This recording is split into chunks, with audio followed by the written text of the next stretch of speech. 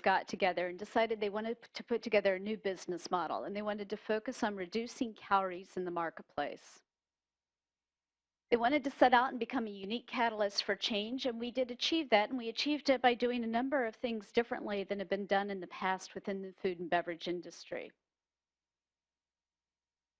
We knew that childhood obesity was an epidemic. It's not only an epidemic within the United States, but it's a global epidemic around the world, affecting both families, children, and caregivers.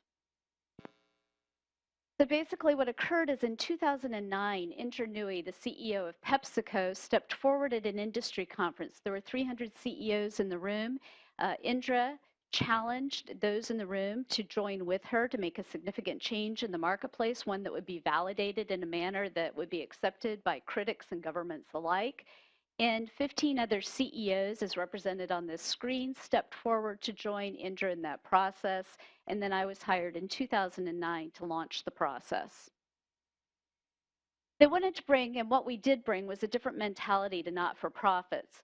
I had worked in Silicon Valley for 15 years and really understood that bringing that Silicon Valley attempts and process around deliverables was important as we worked within a not-for-profit model.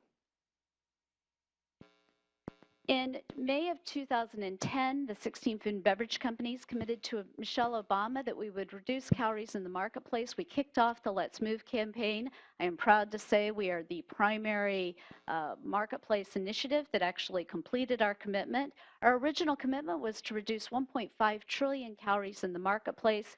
And as you see here, in 2012, or actually in 2014, the Robert Wood Johnson Foundation announced that we had reduced 6.4 trillion calories in the marketplace.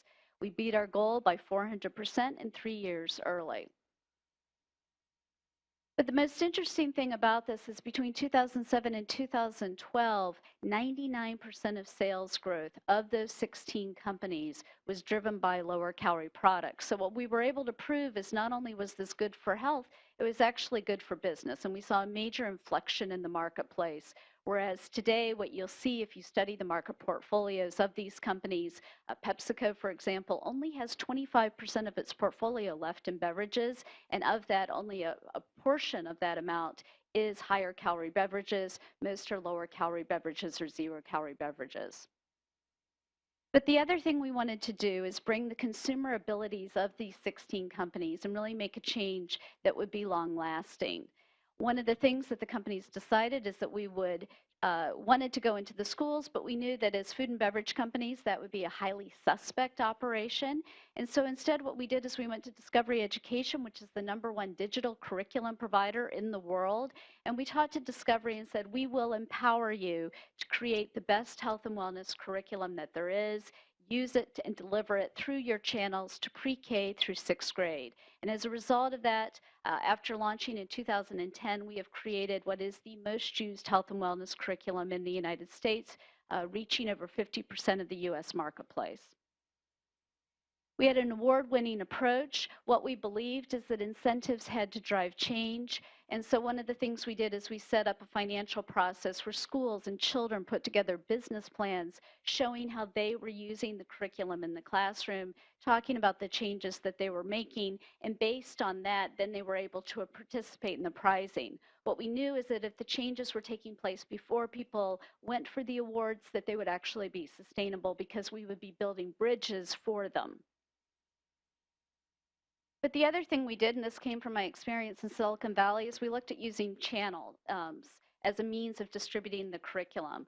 I only had 4 employees. We had a $6 million budget, but we had 16 CEOs. And what we knew is that for those 16 CEOs, deliverables and numbers mattered.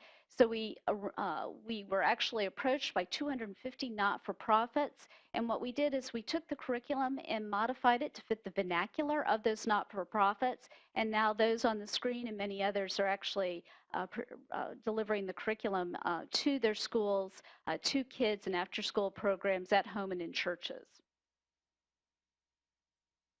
As a result of this, we've had a unique reach. Again, remember, this is only a little tiny startup with 4 employees, but since our inception, we had 3.4 million unique site visits. We have one of the largest Facebook fan sites, and we've reached to over 200 or 2.8 billion. But one of the other things that we did is we amplified our voice. We went to U.S. governments, agencies, went to USDA, HHS, and now today SNAP-Ed, WIC, Head Start, and a number of others are actually using the curriculum because it was created against national standards. We competed against mainstream educational organizations and won. We really made sure that we modified the curriculum to all government standards so that it could be utilized in a very cost-effective manner and actually cut the budget for this curriculum by a significant amount. But the other thing we did is we developed public-private partnerships. We knew that everything we did would not be accepted unless it was validated. We had that validation by people who really don't like the food and beverage industry very much.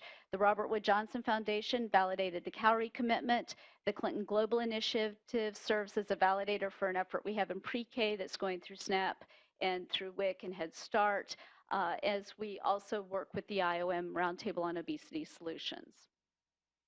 So as I said, we set out to become a unique catalyst for change. This is the only time that companies of this nature have come together and that you've seen fierce competitors come together to compete on lower calorie products. And we're just very proud that we've developed a system within the marketplace that is continuing to sustain. Even after what I believe is after Michelle Obama leaves office, we'll see probably less attention to this issue. But what we've done is we build a system and a platform that will last beyond the hoopla. So thank you.